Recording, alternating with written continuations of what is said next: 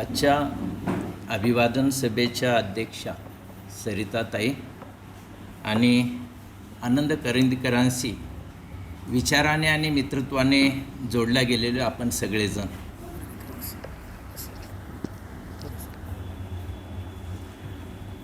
अनेकांनाही बोलायचं आहे आणि अनेक आठवणीसुद्धा आहेत. आणि विशालने 1-2-3 मिनिटाचं एक मर्यादा दिल्यामुळे ते पाळणंसुद्धा महत्त्वाचं आहे. विचार आणि वर्तन यामध्ये फार कमी अंतर ठेवणारे फार मोजके लोक असतात आणि अशा मोजक्यांच्यामध्ये आनंद करंदीकरांचा समावेश होतो. जिवंत असताना वाणी, वेळ, बुद्धी, अनुभव याचा वापर त्याने समाजाच्या उन्नतीसाठी आणि समाज अधिक प्रगल्भ व्हावा यासाठी वापरला. आणि ही जी मानवता आहे ती मरणोत्तरसुद्धा कामी यावी म्हणून त्यांनी नेत्रदान आणि अवयवदानसुद्धा केलेलं आहे. हे सगळं आपल्या सर्वांना माहिती आहे. मुस्लिम सत्यशोधक मंडळाबद्दल आणि हमीद दलवाईबद्दलही एक आदर असणारं विचार वेद फाउंडेशन आणि यासारखंच एक दुसरा एक ग्रुप आहे मित्र मिलन म्हणून.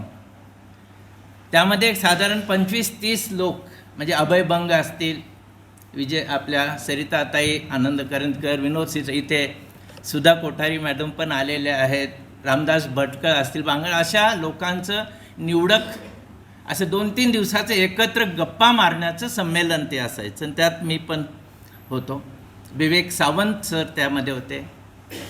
आणि जे विचारांची घुसळण असायची त्याचं वैशिष्ट्य असं होतं की आनंद करंदीकरांचं एक स्पष्ट असं दिसून यायचं की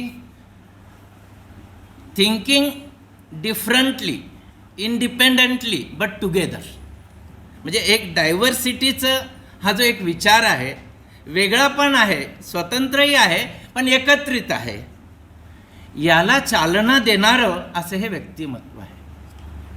त्यांनी मध्यंतरी एक म्हणजे जसं आंतरजातीय आंतरधर्मीय विवाहितांना शेल्टर देणारे 15-20 कुटुंब तयार केलेली होती, तसंच सुभाषचंद्र बोस आणि स्वामी विवेकानंद यांच्याबद्दल जे डिस्टॉर्टेड इन्फॉर्मेशन आहे, इमेज आहे, ती मोडून काढली पाहिजे.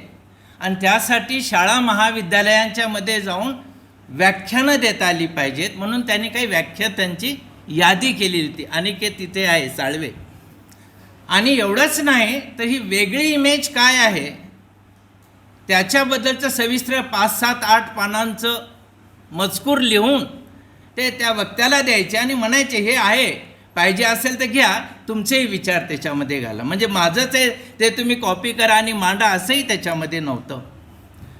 पण विचार आणि कृतीतलं फक्त एक उदाहरण देऊन मी थांबणार आहे.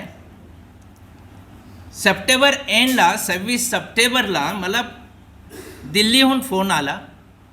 मुस्लिम मुलगा आहे आणि मुस्लिमेतर मुलगी आहे.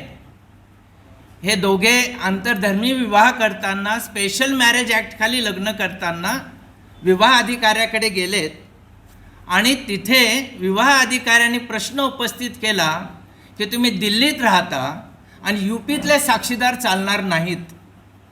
ऑब्जेक्शन घेतलं आणि त्यांचा फोटो काढून म्हणजे अर्जाचा व्हायरल केला आणि सगळं हिंदुत्ववादी मंडळी, बजरंग दल आणि बाकीचे त्या मुलीच्या घरी आणि मुलाच्याही घरी गेले आणि अतिप्रसंग म्हणजे तिथे निर्माण करायचा प्रयत्न केला. हे फक्त ऑफिसमध्ये गेलेले होते. तिथून आमच्या मित्रांनी फोन केला की असं असं प्रकरण झालेलं आहे आणि दिल्लीत त्यांना राहणं शक्य नाही, तुमच्याकडे पाठवू का? आणि त्यांनी शोएबला आणि करिश्माला आमच्याकडे पाठवून दिलं. रात्री 9:30च्या विमानाने आणि रात्री 12:30-1ला ते आले. दुसऱ्या तिसऱ्या 3 दिवस आम्ही बिझी होतो. दलवाईंच्या निमित्ताने वक्तृत्व स्पर्धा होती, बाकीचेही कामं होती. आणि मग मी आनंद करंदीकरांना फोन केला की सर असं एक कपल आलेलं आहे आणि त्यांना प्रोटेक्शनची गरज आहे, त्यांना राहायची व्यवस्था करायची आहे, काय करता येईल? ते म्हणाले माझ्याकडे पाठवून दे. आणि त्यांना मी घेऊन गेल्यानंतर त्यांच्याच निवास आहे आतश्रीमध्ये त्यांच्या मित्राचा, आपल्यापैकी अनेकाला माहिती असेल, तो फ्लॅट रिकामा होता, तिथे त्यांनी त्यांची राहायची व्यवस्था केली. त्या मुलांना आणि मुलीला सांगितलं, इथे वरती राहायचं, तुमच्याकडे आता कपडे नाहीत, अंथरूण आहे. स्वतःचे काही कपडे दिले. सरिताताईंनी त्यांचे कपडे त्या मुलीला दिले. त्यांना सांगितलं सकाळी इथे इतक्या वाजता नाश्ता असेल, दुपारी जेवण आहे, रात्री, आणि हे सगळे जेवणानं याचे जे पैसे आहेत काय कराल? तो मुलगा म्हणाला मी देईल. असं करणार असेल तर आत्ता निघून जायचं, असं काही करायचं नाही, ते सगळं मी करणार. आणि मग 29 तारखेला सरिताताई आले. आमच्या घरी सत्यशोधक पद्धतीने त्यांचा विवाह लावला. त्या मुलीला पुण्यात स्पेशल मॅरेज ॲक्टखाली लग्न करता यावं म्हणून त्यांचं घर भाड्याने करून दिलं, रेंटल ॲग्रीमेंट करून दिलं, त्याचे पैसेही त्यांनीच भरले. सत्यशोधक पद्धतीने लग्नामध्ये सरिताताई होत्या. त्यांनी सुंदर असं त्यावरती गाणंही म्हटलेलं होतं.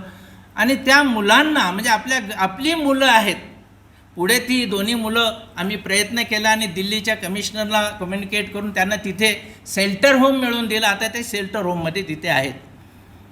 9 आणि 10 तारखेला सरिताताई आमच्याबरोबर हैदराबादला आलेल्या होत्या. आंतरधर्मीय आंतरजाती विवाह त्यांची राष्ट्रीय पातळीवरची परिषद होती.